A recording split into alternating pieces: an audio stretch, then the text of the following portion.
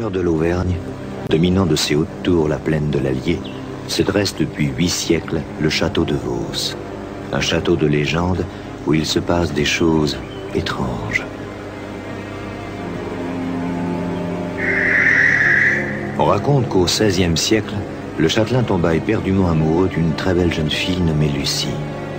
Pendant qu'il était parti guerroyer, son épouse, pour se venger, la fit assassiner dans la tour carrée. On raconte aussi que depuis, Lucie revient toutes les nuits au château. Aujourd'hui, le baron Ephraim Tagori de la Tour vit seul au château. Ses insomnies le poussent souvent à arpenter les couloirs à une heure avancée de la nuit. Mais il n'erre pas sans but. Où va-t-il? Je dors mal. C'est vrai que je dors très très mal. Donc je me promène. Mais ce château, pendant la nuit, vive. On attend beaucoup de choses, des armures, des chuchotements, beaucoup de choses. C'est très vivant et très intéressant. C'est là, dans la salle des pendus et dans le chemin de ronde, que chaque nuit, le baron a un rendez-vous. Un rendez-vous mystérieux qu'il ne manquerait pour rien au monde.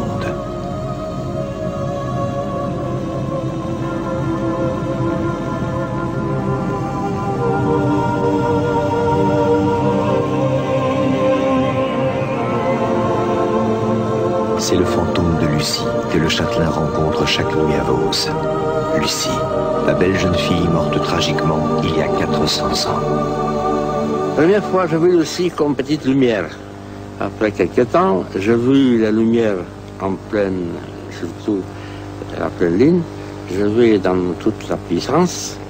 Et je vu aussi dans cette lumière l'ombre que font une silhouette d'une personne humaine. Le baron n'est pas le seul à avoir vu le fantôme. Une jeune étudiante, Florence, travaille au château. C'est elle qui fait visiter le domaine. C'est au cours d'une visite de nuit que Florence, elle aussi, a vu l'apparition. J'ai toujours l'impression d'être surveillée ici. J'ai déjà vu Lucie, hein. J'ai vu une ectoplasme, une forme lumineuse qui bougeait, qui s'avançait vers nous, puis qui disparaissait et qui réapparaissait quelques secondes après. Avec à l'intérieur une sorte de silhouette de femme, c'est assez vague quand même. Et c'est très impressionnant.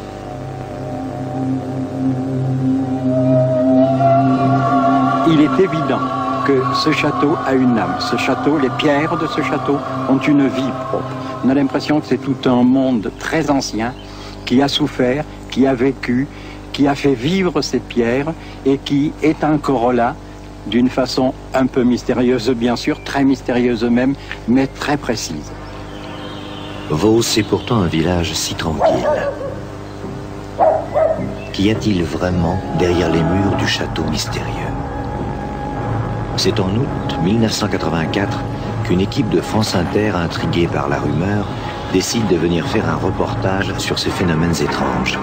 Ils veulent tenter l'expérience de voir Lucie en direct et, si possible, de l'enregistrer. Un médium, Raymond Réan, et sa petite fille de 10 ans, Aurore, se sont joints à l'équipe.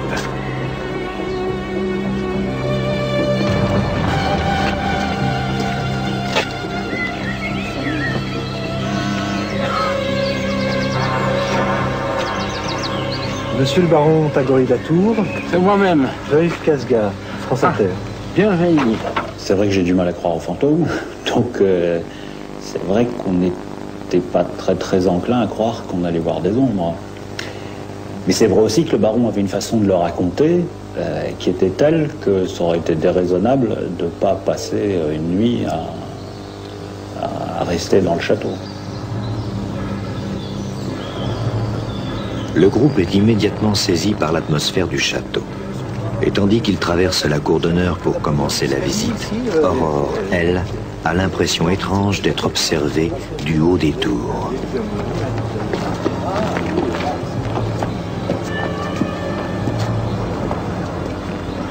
Le fantôme de Lucie va-t-il se manifester ce soir? Aurore, tu viens? J'arrive, grand-père.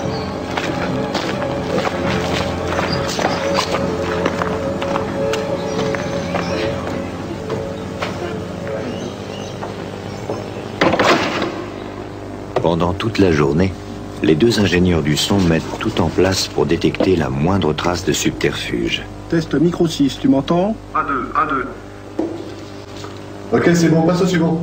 On avait installé un micro tous les 2 mètres sur le parcours supposé du fantôme. Et en fin de compte, on a été assez surpris parce que, bon, il s'est passé quelque chose, quoi. Et la nuit venue, peu avant minuit, tout est prêt. Il a été convenu que le baron resterait dans une pièce reculée du château avec un membre de l'équipe. Dans la salle des pendus, on attend fébrilement l'apparition. Allô ? L'un des deux ingénieurs du son se trouve sur place et, pour plus de sécurité, le deuxième technicien a installé le matériel dans une autre pièce qui sert de régie.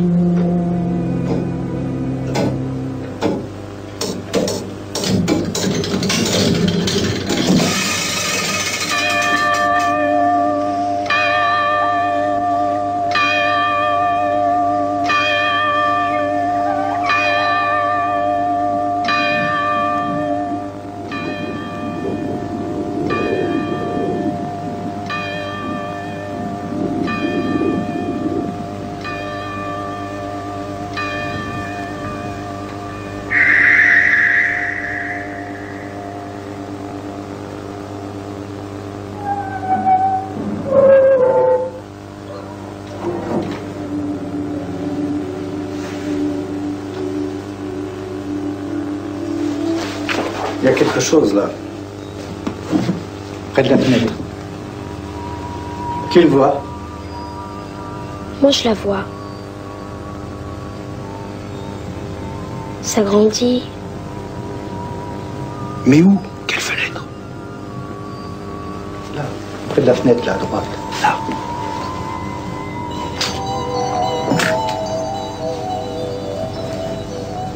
Vous avez vu? Merde, je la vois.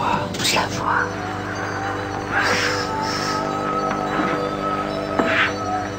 Lucie, viens. Lucie, viens.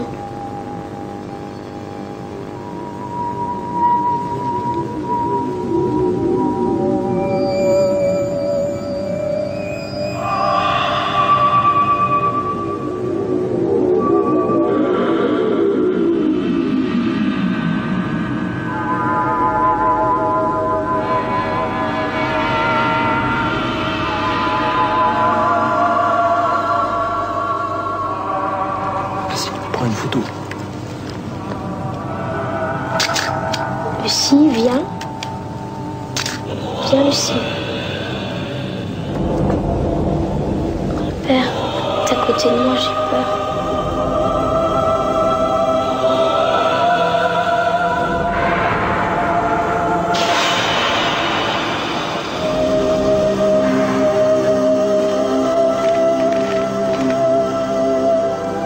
Oh là là, j'ai jamais vu ça. Regarde, elle va faire apparaître son corps.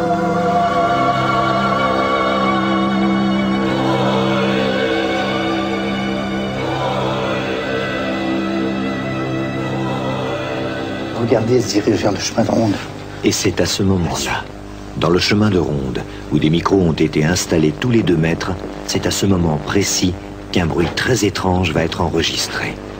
Écoutez.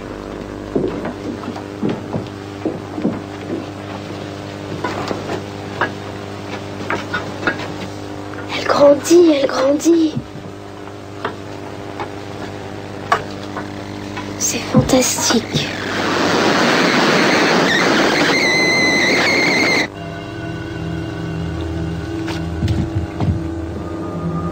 Non, j'ai jamais entendu un bruit comme ça. Surtout dans ces conditions, il était minuit et demi, dans une pièce où on est seul. Donc j'avais envie de voir, et quand je suis parti pour voir, j'ai allumé ma torche, et puis je ne m'attendais pas à les voir de dos, je les ai vus de face. Donc c'est là que je me suis rendu compte que le phénomène était entre moi et eux, et certainement j'avais dû le traverser. Je crois que c'est terminé, on ne verra plus rien. Elle était semi-matérialisée, vous voyez. On ne la voyait pas entière. Ou alors, quand je la voyais entière, on ne voyait pas les habits, on ne voyait qu'une ombre. Ou alors le visage. Et c'est seulement que quelques instants qu'on a pu la voir entière. Des fois, on voyait que la moitié du corps. Et puis, ma petite fille l'a vue et lui a dit « Lucie, viens ». À ce moment-là, le fantôme s'est encore plus concrétisé. Il est venu vers ma petite fille.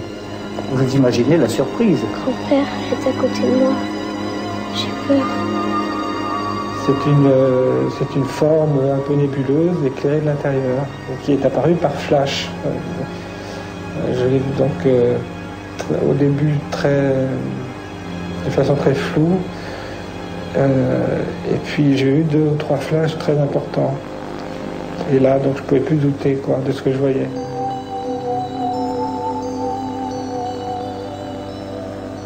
C'est la seule et unique fois où j'ai été témoin de ce phénomène. Mais je dirais que c'est pour une bonne raison. C'est que les autres fois où je suis allé sur des histoires semblables, irrationnelles, on a trouvé l'explication.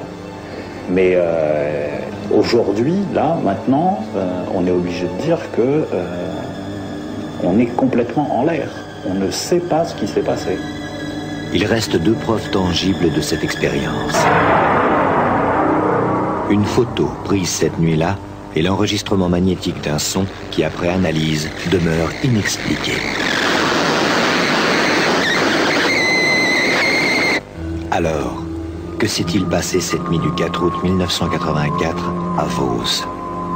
Le mystère persiste.